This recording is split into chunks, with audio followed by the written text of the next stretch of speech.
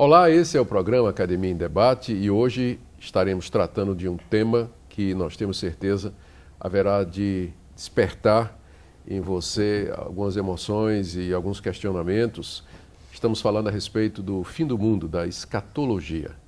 E para falar sobre esse tema estão conosco dois professores do Andrew Jumper, Dr. Heber Carlos de Campos Jr., que é doutor em Teologia Histórica pelo Calvin Seminary nos Estados Unidos, e o Dr.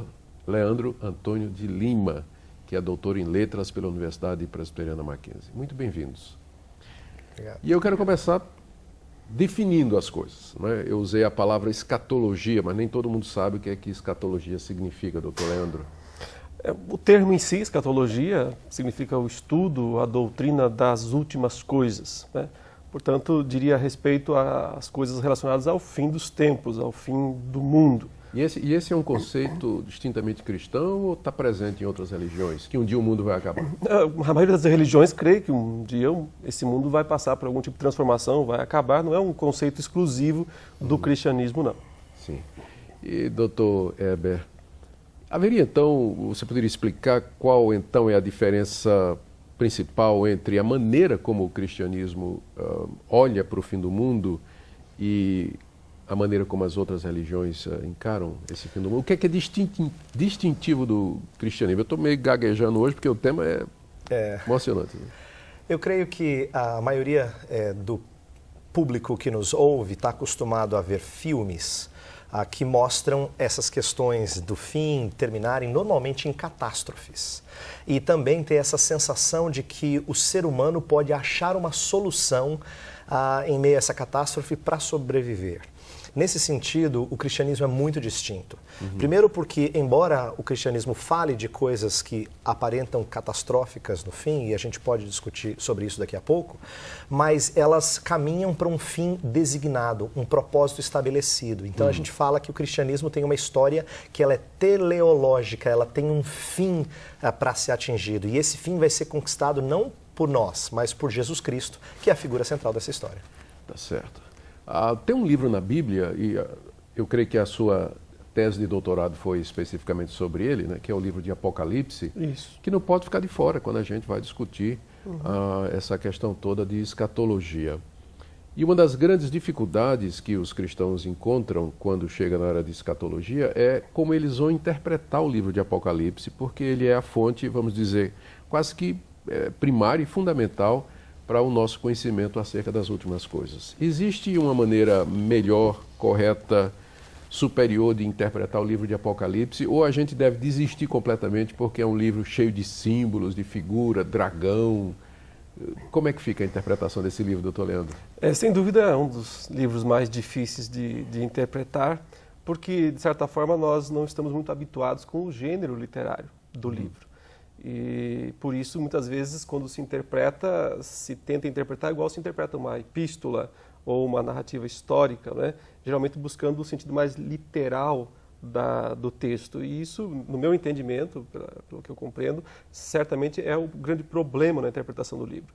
Agora, se nós considerarmos que a literatura apocalíptica, como um estilo literário próprio, já existia há muito tempo, então lá nós percebemos que existem algumas regras de interpretação que tem que buscar, não o sentido literal, mas o sentido simbólico, né? Justamente o simbolismo sempre aponta para uma realidade, mas é preciso buscar as bases desse simbolismo, em cima de que o autor constrói esses simbolismos. E no caso do Apocalipse, especificamente, ele é construído sobre o Antigo Testamento, né? É dali que o autor vai buscar a sua simbologia praticamente toda, e então, sim, transforma isso numa teologia cristã. Você falou em simbolismo, deixa eu pegar aqui um exemplo de como essa questão simbólico, literal, é definitivo e crucial para a interpretação do Apocalipse e também da construção de uma escatologia. O capítulo 20 de Apocalipse, ele fala a respeito de 1000 anos. O texto diz que, João diz, né, que ele viu um anjo descer do céu, que tinha uma grande corrente, amarrou o grande dragão, a antiga serpente, e colocou selo sobre ele durante 1000 anos, para que ele não mais enganasse as nações, e depois o texto diz que é necessário que Satanás seja solto durante um tempo. Então, Apocalipse 20 fala de 1000 anos em que Satanás estaria preso. Só que esse capítulo, ele vem depois do 19, onde já se falou sobre a vinda de Jesus Cristo. Se você interpreta literalmente, quer dizer que depois da vinda de Cristo, você vai ter 1000 anos literais de reinado de Cristo sobre a terra. Se você não interpreta literalmente, como é que fica? Aqueles 1000 anos são uma referência a quê? Você pode explicar para nós? Ok, sim. Aí entra toda a discussão, né, relacionada às posições escatológicas clássicas, como pré-milenismo, amilenismo, pós-milenismo, depende em grande medida da interpretação do capítulo 20 de Apocalipse, que é o único em toda a Escritura a mencionar explicitamente um reinado de 1000 anos, né, fechados. Então, se você tem uma perspectiva de interpretar o livro como literal, realmente parece a ideia de que haverá um reinado milenar, literal, de Cristo na Terra após a segunda vinda, que seria descrita no capítulo 19. No entanto, a nossa perspectiva é que, como o livro inteiro não deve ser interpretado literalmente, e não há outros textos na Bíblia apontando para um milênio literal, também esse do capítulo 20 tem um sentido simbólico, né? Que, segundo uma posição que chama-se amilenismo, interpreta como sendo uma descrição de toda a dispensação cristã, né, que vai desde a primeira vinda de Jesus até a segunda vinda de Jesus. Então, de acordo com o amilenismo, Dr. Weber, de acordo com o amilenismo, o milênio, os 1000 anos referidos lá em Apocalipse 20, eles são simbólicos e devem ser interpretados como correspondendo ao período entre a primeira vinda de Cristo, que já aconteceu, e a segunda que vai acontecer, não é isso? Sim. Então, hoje nós estaríamos vivendo o milênio, é isso? Sim, e é importante destacar que o próprio termo é infeliz e as pessoas acham que quem é amilenista não acredita em milênio, porque a palavra literalmente significa não milênio. Mas ninguém desacredita que haja milênio. Ninguém desacredita no texto de Apocalipse 20, e amilenistas também não negam o texto. Só que essa posição, a milenista, ela é uma posição que entende que a não literalidade está nos 1000 anos, não nas coisas narradas ali. Em outras palavras, não é que tudo que está ali não seja verdadeiro. É importante explicar, porque as pessoas acham que dizer que não é literal significa que tudo aquilo lá é fantasioso. Não, tudo aquilo lá tem um sentido. Mas significa que os 1000 anos, eles representam um período antes do que pensar em 999, 1000, né? Literalmente. Há muitas, inclusive outras correntes, por exemplo, há pós-milenistas que não acreditam na literalidade de 1000 anos. Há pré-milenistas que não acreditam, às vezes, falam menos na literalidade dos 1000 anos, como, por exemplo, alguns que são progressivos. Então, a ideia de ter 1000 anos literais, ela é julgada por alguns como sendo inegociável, mas não é verdade que todos na teologia cristã defendem isso. O importante é entender que no sistema amilenista, 1000 anos é um período de reinado de Jesus Cristo entre a sua primeira e segunda vinda, como o professor Leandro colocou, e que nós experimentamos as coisas relacionadas a esse período. E eu diria uma só para fechar essa colocação. Quando fala de Satanás impedido de cegar as nações, a gente percebe, exato. Então a gente percebe que o próprio crescimento do evangelho atingindo várias etnias nesse período após a primeira vinda de Jesus é uma das evidências de que agora o evangelho está triunfando, né? A despeito do que as pessoas pensem de problemas com a igreja, de que a igreja é isso, é aquilo, sofre isso, aquilo outro. Na história narrada nas Escrituras, o evangelho está triunfando, está alcançando regiões diferentes deste mundo. Se me permite complementar, aí a gente volta à primeira pergunta, que é a escatologia, né? Escatologia é o estudo do fim dos tempos, mas quando começa o fim dos tempos? O fim dos tempos ainda está por vir? É o futuro? No Novo Testamento, não. O fim dos tempos começa com a primeira vinda de Jesus e os eventos relacionados a ela, né? A morte de Cristo, a ressurreição de Cristo, a subida de Jesus aos céus, sua ascensão, o derramar do Espírito Santo. Pedro, né, no dia de Pentecostes, diz, hoje começaram os últimos dias, né? Se cumprindo aquilo que Joel disse. Então, o Apocalipse, nesse caso, não diz respeito apenas, ele não ensina apenas as coisas que vão começar algum dia lá no futuro, mas ele, na verdade, narra a história que vai da primeira até a segunda vinda de Jesus. De acordo, então, com o seu pensamento, Satanás está amarrado? Nesse exato instante ele está, porque Jesus, na sua primeira vinda, amarrou o valente. E por isso foi possível saquear a casa dele. E como é que então a gente vai explicar aquelas passagens da Bíblia do tipo assim, resista ao diabo, ele fugirá de vós, tenham cuidado porque Satanás é como um leão que ruge procurando alguém para devorar. Se ele está amarrado, ou ele está amarrado ou não. O que significa estar amarrado, então? Eu acho que o texto dá uma dica dizendo que ele está impedido de realizar certas coisas. Não é estar impedido de atuar de qualquer maneira. Então, assim, a Bíblia deixa claro que existe um inimigo que está rondando e procurando quem devorar, mas ele é limitado nas coisas que ele pode fazer. E essa é uma das evidências do triunfo, que ainda não se mostrou, do triunfo de Jesus Cristo, que ainda não se mostrou plenamente, mas vai se mostrar plenamente e já é sinal de algo extraordinário. Uma coisa importante para os crentes que estão nos ouvindo atentarem é que quando eles leem o Novo Testamento e veem todas aquelas expulsões de demônios do período do Novo Testamento, Jesus, os apóstolos, eles veem aquilo e ficam com a impressão de que aquilo é algo para acontecer em todo e qualquer momento e esquecem de que era uma evidência de que o grande rei estava vencendo as hostes malignas. Então era uma evidência do seu poder e do início de um período de reinado que estava triunfando sobre os poderes malignos. Colossenses 2,15 fala triunfar neles na cruz. Uma das acusações que se faz a essa leitura que vocês estão fazendo aí da escatologia é que essa posição ela tende a interpretar figuradamente as promessas que Deus fez a Israel. Deus prometeu à nação de Israel uma terra, um reino, fez promessas a respeito do Messias, que um descendente de Abraão se assentaria no seu trono, e agora essa posição, que é conhecida como amilenismo, diz que tudo isso se cumpre na igreja. Então, como é que é isso? Não é inconsistência? Não é? Geralmente o pessoal amilenista, que é mais reformado, eles usam o método gramático histórico, não é? Que é um método de interpretação mais literalista. E agora, quando chega a escatologia, tudo que é de Israel é espiritualizado para a igreja. Como é que fica isso, professor Leandro? O próprio Novo Testamento faz isso. O ponto central aqui é esse. O Novo Testamento apropria-se das promessas do Antigo Testamento e as espiritualiza em várias maneiras. Então, isso não é uma coisa que os amilenistas fazem, é uma coisa que a Bíblia faz.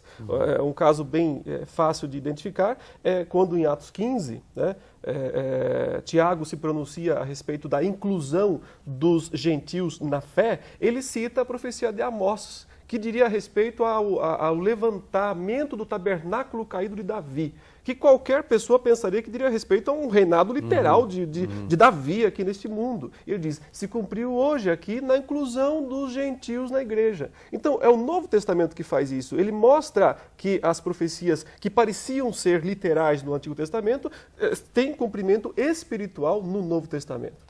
Eu diria, para complementar, eu diria que é fundamental para uma boa e sadia hermenêutica a gente entender que a figura, o prisma pela qual as profecias do Antigo Testamento passam para chegar no Novo Testamento é a pessoa de Jesus. Sim. Ele é o cumprimento literal de muitas coisas, mas mostrando coisas mais sublimes na igreja. Então, eu diria, em resposta a essa pergunta, que há um cumprimento literal de todas essas coisas em Jesus Cristo. Ele é o verdadeiro israelita, ele é o descendente da mulher que esmaga a cabeça da serpente, ele é aquele que cumpre toda a jornada de peregrinação num deserto, não falha, cumpre toda a lei e conquista a entrada em lugar celestial. Quer dizer, tudo isso é reviver a história do Antigo Testamento, mas ampliar, de forma a alcançar agora muitas pessoas. Isso aí levanta uma questão que a gente vai ver no próximo bloco, que a produção ali já está dizendo que acabou nosso tempo aqui, na primeira parte.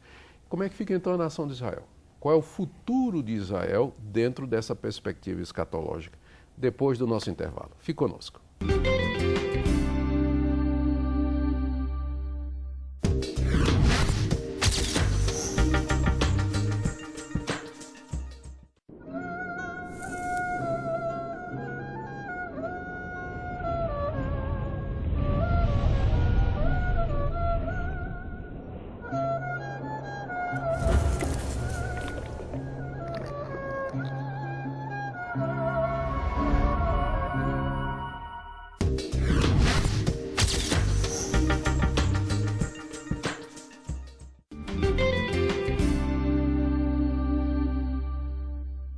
Estamos de volta com o nosso programa Academia em Debate e o tema de hoje é escatologia, a doutrina das últimas coisas.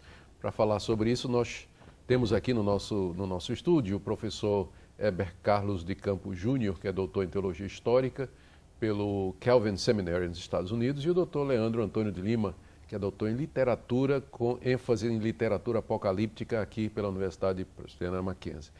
No primeiro bloco, nós falamos a respeito de como o Novo Testamento toma as promessas feitas a Israel, promessa de restauração, de reino, de posse de terra, de uma descendência que abençoaria o mundo, e transfere para a pessoa de Cristo e para a igreja. Se o que foi prometido a Israel já se cumpre em Cristo e na igreja, a pergunta é: o que é que resta para a nação de Israel dentro da escatologia, dentro do plano de Deus? A vinda de Israel, ou o retorno de Israel à Terra Prometida, né, em 1948, é um evento escatológico, faz parte do plano de Deus, tem um sentido teológico, histórico, dentro do plano da redenção. Professor Heber. Eu sei que criou-se uma expectativa muito grande desde 1948 de que as coisas estavam se cumprindo e que iam terminar. Muitos evangélicos e outros segmentos falaram de que as coisas estavam para acontecer, né? Principalmente herdando um movimento que surgiu no século XIX, que é o chamado pré-milenismo dispensacionalista, que entende o cumprimento literal dessas coisas em Israel. Meu entendimento desses eventos todos é que, por muitos momentos, acontecimentos no mundo nos chamam a atenção para coisas do fim. No caso, a vinda de Jesus Cristo e a consumação de todas as coisas. Mas elas não são necessariamente o cumprimento dessa ou aquela passagem. Eu acho que uma das falhas que acontece muito comumente no mundo evangélico é ver algum acontecimento político grandioso, atentado terrorista, alguma guerra, alguma coisa, e achar um versículo bíblico... Já vem a manchete. Exatamente. Fim dos tempos. Cumpriu o texto de Amós, ou que se cumpriu o texto... E eu acho que essa leitura quase que de adivinhação para tentar validar a Bíblia, ela não é saudável.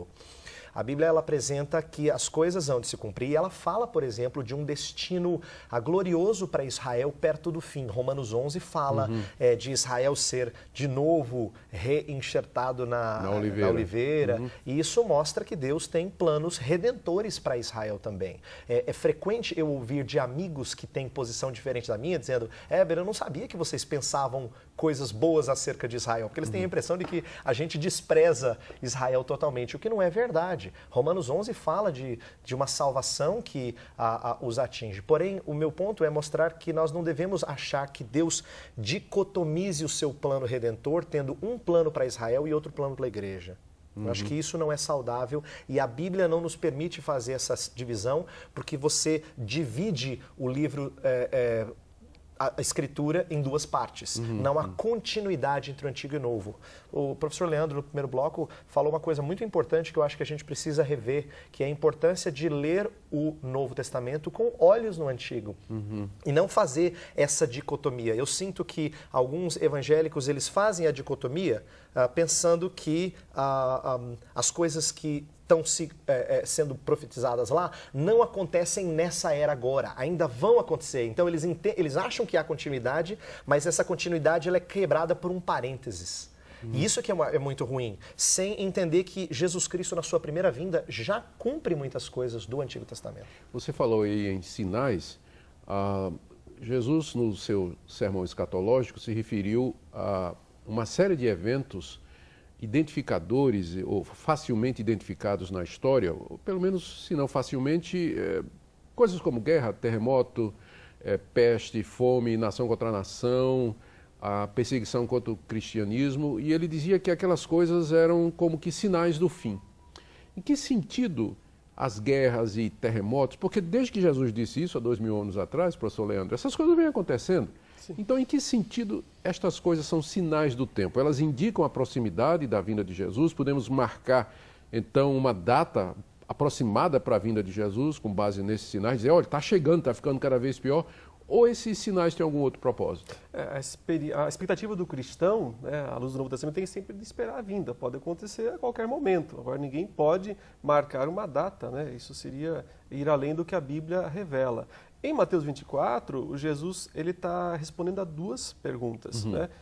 três, mas duas basicamente se polarizam. Quer dizer, ele está mostrando, os discípulos estão mostrando para ele Jerusalém, as construções grandiosas, para que ele se admire, ele então diz, olha, não vai ficar pedra sobre pedra aí que não seja derrubado. Os discípulos perguntam, quando é que vai acontecer isso e que sinal haverá da tua vinda e da consumação dos séculos? Isso. Então eles unem como se fosse uma coisa só na visão dos discípulos. Se Jerusalém for destruída, isso vai significar a vinda de Jesus e a consumação dos séculos. E Jesus então passa a responder falando das guerras, das perseguições, da fome, das pestes, sem deixar claro, olha, isso é para lá, é para a destruição de Jerusalém, e isso é para cá, é para o fim do mundo. Por isso eu entendo que uma coisa espelha a outra. Então, a destruição de Jerusalém lá no ano 70 foi uma espécie de fim do mundo em miniatura, né? Um resumo do que será realmente a consumação do século. Portanto, estes sinais acompanham toda a dispensação cristã, se acentuando nos dois momentos-chave, no caso o ano 70 e aquele que será o momento da segunda vinda de Jesus. Então, só no sentido de que são indicadores, né, que mostram que a vinda de Jesus vai acontecer de fato, mas com eles, no meu entendimento, não é possível dizer vai ser daqui 2 meses, daqui 3 meses ou daqui 1 ano, algo assim. E o anticristo, professor Weber? O anticristo, ele normalmente é tratado como um desses sinais. Então, fazendo o link com os sinais, a oposição a Jesus Cristo, né, as coisas que se apresentam contra Jesus Cristo, anticristo, elas são parte desses sinais. É evidência de que Satanás e as hostes malignas não querem ser vencidas assim facilmente, elas não vão se sujeitar facilmente antes de tentar fazer todo e qualquer tipo de oposição. E aí vem a figura do anticristo. A Escritura fala não só de anticristo no singular, mas de anticristos, para mostrar que no decorrer desse tempo que o professor Leandro já ressaltou, desde a primeira vinda de Jesus Cristo até a última vinda, sempre haverão anticristos, pessoas se colocam contra Cristo, mas ela também dá evidências de uma figura que simboliza isso mais fortemente perto do fim. Por isso que essa ideia de se intensificar perto da segunda vinda de Jesus Cristo. Então, uma figura que incorpora toda essa oposição. O anticristo, como normalmente nós falamos, seria essa incorporação mais intensa da oposição aos cristãos. Professor Leandro, o Papa é o anticristo? Deixa eu explicar a pergunta, porque pode parecer estranho. Não é nada de preconceito aqui. É que na Confissão de Fé de Westminster, que é a confissão de fé adotada pelas igrejas presbiterianas no mundo todo, quando trata na seção das últimas coisas, os estudiosos que no século XVII escreveram a Confissão de Fé de Westminster, eles disseram lá claramente que o Papa é o anticristo. E agora? Essas nuances mais históricas eu deixo para o Dr. Weber, que é doutor em especialista história, em teologia histórica. O Papa, na sua posição, muitas vezes, de ocupar o lugar de Cristo e de ter, inclusive, o nome de vigário de Cristo, né? Ou seja, o substituto de Cristo, ele se coloca, assim, como o anticristo. Porque anti não quer dizer só contra, mas também em lugar de. Né? Então, nesse sentido, quando o Papa advoga para si essas prerrogativas que pertencem a Cristo, ele está sendo, de fato, um anticristo. Agora, se ele será o anticristo escatológico, o último grandão que falta, isso a história vai ter que dizer. Né? Professor Weber, qual a origem dessa ideia na Confissão de Fé? A Confissão de Fé ela foi escrita num período de intensas disputas, guerras na Inglaterra, em que o parlamento estava se opondo ao anglicanismo da época, que era fortemente favorável a uma aproximação da Igreja de Roma. Então, o arcebispo William Laud, que era o cabeça da Igreja Anglicana, havia proibido todos os puritanos, aqueles que estavam propondo mudanças na Igreja inglesa, que fizesse qualquer referência ao bispo de Roma com anticristo. Então, eu creio que a Confissão de Fé de Westminster ela foi uma reação a esse tipo de paquera, por assim dizer, entre o anglicanismo High Church, que é o anglicanismo mais elevado, mais rebuscado, com Roma, e por isso originou-se. Eu estou de acordo com o professor Leandro em dizer que o papado, eles não estavam falando de nenhum papa específico, mas do sistema, né, do papado, ser alguém que se coloca no lugar de Cristo e atribui ao bispo de Roma uma força, um poder, uma autoridade que Deus não concede a nenhum individualmente. né? E nesse sentido, sim, é anticristo, mas nós não temos essas profecias para adivinhar antecipadamente quem é o anticristo. O anticristo. Vai ter arrebatamento? Sim, claro que sim. A Escritura fala disso. 1 Tessalonicenses 4, que é um texto-chave, fala de sermos reunidos com Cristo para estarmos para sempre com Ele. E quando vai ser? Então, há uma disputa muito grande sobre, né, se é pré-tribulacionista, pós-tribulacionista, midi-tribulacionista, que a disputa é tentar entender, perto da vinda de Jesus Cristo, quando é que acontece isso. Meu entendimento é que crentes perdem o sentido de tribulação quando eles acham que a igreja será arrebatada e não passará por tribulação. Por quê? Porque o Novo Testamento é escrito para seguidores de Jesus Cristo. E os seguidores de Jesus Cristo passam por tribulação durante toda a história da igreja. Haverá uma última chamada de grande, maior do que as anteriores. Então, é estranho nós pensarmos que os cristãos seriam privados daquilo que eles passaram desde o tempo do Novo Testamento. Então, a primeira colocação que eu traria é que não é bom que nós entendamos que o arrebatamento acontece antes da grande tribulação, como se os crentes fossem privados de qualquer passagem na tribulação. Você concorda que os crentes vão passar na tribulação? Vão. Deus sempre retira o seu povo só na hora final. Veja, isso o Antigo Testamento já mostra, né? Quando Deus destruiu Sodoma e Gomorra, que é um tipo de fim do mundo em miniatura no Antigo Testamento, ele manda os anjos retirarem Ló e sua família e em seguida descem os flagelos para destruir. Então, o povo de Deus fica geralmente até o último momento. Quando tira o povo do Egito, ele presencia as pragas de Deus até que então tira o povo. Parece ser uma metodologia de Deus, permitir que o povo fique até a última hora para que veja também o poder de Deus no ato de julgar os seus inimigos. Exato. Relógio é quase que uma grande tribulação para o nosso programa, né? Aí a nossa produção já está dizendo que acabou. Muito obrigado pela presença de vocês aqui. O tema é muito vasto, merecia muito mais tempo para a gente discutir, mas a mensagem final que nós queremos deixar para você é essa: o Senhor Jesus Cristo haverá de voltar. E haverá de voltar em glória, haverá de voltar para julgar o mundo. E a pergunta é: em que situação você estará quando Ele vier, não mais para salvar, mas para exercer o seu direito e a sua autoridade como Filho de Deus e Senhor de toda a história. Esse é o programa Academia em Debate, agradecendo a sua audiência e até o próximo programa, se Deus quiser. Até lá.